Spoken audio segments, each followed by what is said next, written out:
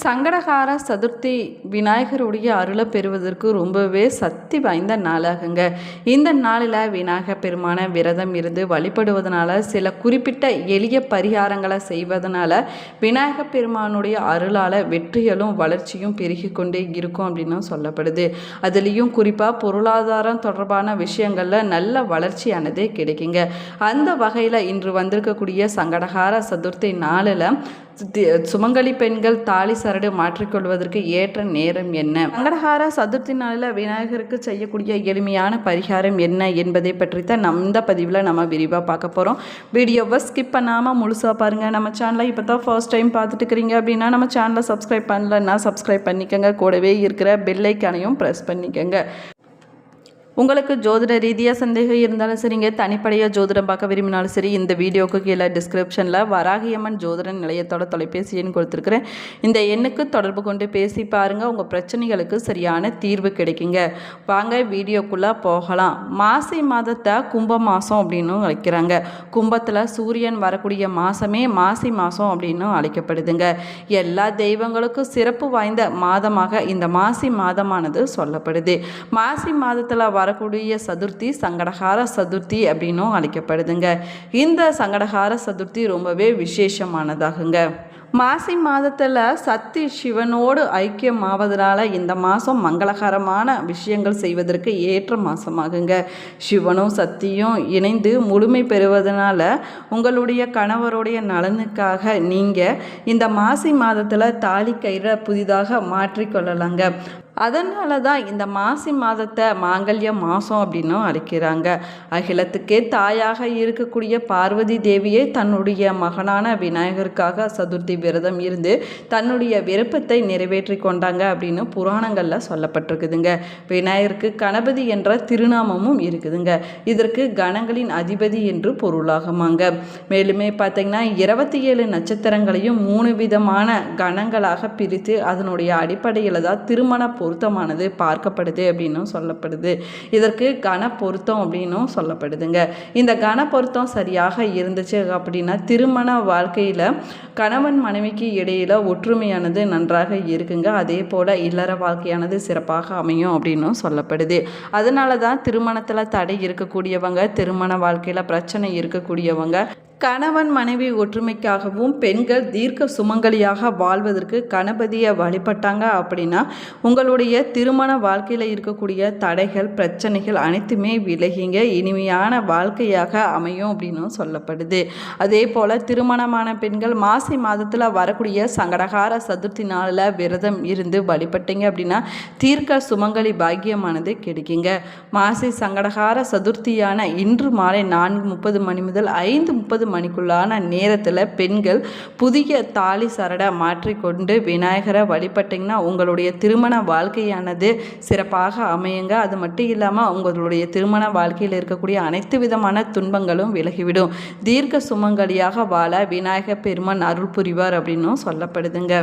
முழு முதற் கடவுளான விநாயகர் பெருமான் ரொம்பவே எளிமையான கடவுள் அப்படிங்கிறதுனால அவருக்கு நம்ம விரதம் இருக்கும்போது நம்முடைய உடலை வருத்தி கடுமையாக விரதமெல்லாம் இருக்க வேணுங்கிற கட்டாயமெல்லாம் கிடையாதுங்க. அவருக்கு நம்ம எளிமையான முறையில் அதாவது சர்க்கரை அகவல் கூட படைத்து அருகம்புல் வைத்து நம்ம வழிபட்டாலே போதுங்க. விநாயகர் பெருமான் மனக்குளிர்ந்து நம்ம வேண்டுகின்ற வரங்களை அள்ளி கொடுப்பார் அப்படின்னும் சொல்லப்படுது. இந்த அற்புதமான சக்தி வாய்ந்த சங்கடஹர சதுர்த்தி நாளில் விநாயகர் பெருமானுக்கு நம்ம சில எளிய பரிகாரங்களை செய்யலாங்க. 7 முழு சோழிகள் இல்லைன்னா ஒரு கைப்பிடி பச்சை பயிரை நீங்கள் எடுத்துக்க வேணும். இதில் ஒரு பச்சை நிறத்துணியில் வைத்து மூட்டையாக நீங்கள் கட்ட வேணுங்க. ஒரு கோவில் படிக்கட்டில் இதை கொண்டுட்டு போய் நீங்கள் வைக்க வேணும். இந்த வழிபாட்டை நீங்கள் யாருக்கும் தெரியாமல் ரகசியமாக செய்வது ரொம்பவே முக்கியமானதுங்க. இப்படி நீங்கள் செய்வதன் மூலமாக விநாயகர் பெருமானுடைய அருளால் நீங்கள் செஞ்சுட்டு வரக்கூடிய தொழிலில் நல்ல ஒரு முன்னேற்றமானது கிடைக்குங்க. அதே போல் நம்ம விநாயகர் பெருமானுக்கு 21 அருகம்புல் முடிச்சுக்கள் இல்லைன்னா குங்குமம் சாற்றி நீங்கள் வழிபட வேணுங்க. அதற்கு பிறகு விநாயகருடைய ஸ்தோத்திரங்களை நீங்கள் பாராயணம் செஞ்சு அவருக்கு வெல்லத்தை நீங்கள் நெய்வேத்தியமாக படைத்து இன்றைய நாளெல்லாம் நீங்கள் வழிபட வேணும். இப்படி நீங்கள் செஞ்சீங்க அப்படின்னா நிதிநிலை உயருங்க. இந்த பரிகாரத்தை ஒவ்வொரு புதன்கிழமை நாளிலையும் நீங்கள் செஞ்சுட்டு வருவது ரொம்பவே நல்லதுங்க. அதே போல் பார்த்தீங்கன்னா விநாயகர் பெருமானுக்கு வன்னி இலைகளை நீங்கள் வைத்து வழிபட்டீங்க அப்படின்னா உங்களுடைய அறிவு திறனானது மேன்மை அடையும் அப்படின்னு சொல்லப்படுது. அது மட்டும் இல்லாமல் உங்களுடைய வீட்டில் வறுமை நிலையானது நீங்கி விடுங்க. வன்னி இலையால் வழிபடும் போது சிவபெருமான் மற்றும் விநாயகர் இருவருடைய ஆசிகளையும் நம்மளால் முழுமையாக பெற முடியுங்க. அதே போல் இன்றைய நாளில் விநாயகர் பெருமானுக்கு சிவப்பு நிற பூக்களால் நீங்கள் வைத்து வழிபட வேணுங்க. அதுலேயும் குறிப்பாக செம்பருத்தி பூ ரொம்பவே விநாயகர் பெருமானுக்கு பிடிக்குங்க. சிவப்பு மலர்கள் ஆற்றலுடைய அடையாளமாகவும் சொல்லப்படுது. அதே போல் தொழில் இல்லைன்னா வியாபாரத்தில் வெற்றி கிடைக்க வேணும் அப்படின்னு விரும்பக்கூடியவங்க இந்த சதுர்த்தி நாளில் புதன்கிழமை நாளில் விநாயகருக்கு சிவப்பு பூக்களால் சாற்றி நீங்கள் வழிபட்டுட்டு வருவது ரொம்பவே சிறப்பு வாய்ந்ததாகுங்க. அதே போல் பார்த்திங்கன்னா விநாயகர் பெருமானுக்கு ரொம்பவே பிடித்தமான உணவு மோதகமாகுங்க. மோதகம் கிடைக்காதவங்க வெல்லம் மற்றும் காய்ந்த மல்லி அதாவது தனியா போன்றவற்றை இறைவனுக்கு வைத்து நீங்கள் வழிபடலாங்க. இந்த நெய்வேத்தியத்தை படைத்த பிறகு அது ஒரு பசு மாட்டிற்கு நீங்கள் தானமாக கொடுக்க வேணுங்க. இப்படி நீங்கள் செஞ்சீங்க அப்படின்னா உங்கள் வாழ்க்கையில் இருக்கக்கூடிய பொருளாதார சிக்கல்கள் அனைத்துமே தீர்ந்து விடுங்க. காரிய வெற்றிகளானது கிடைக்கும் அப்படின்னும் சொல்லப்படுது. மாசி மாதத்தில் வரக்கூடிய சங்கடகார சதுர்த்தி ரொம்பவே விசேஷமானதாகுங்க. சந்திரன் விநாயகரை நோக்கி தவம் இருந்து அவருடைய அருளை பெற்றதாக சொல்லப்படுது.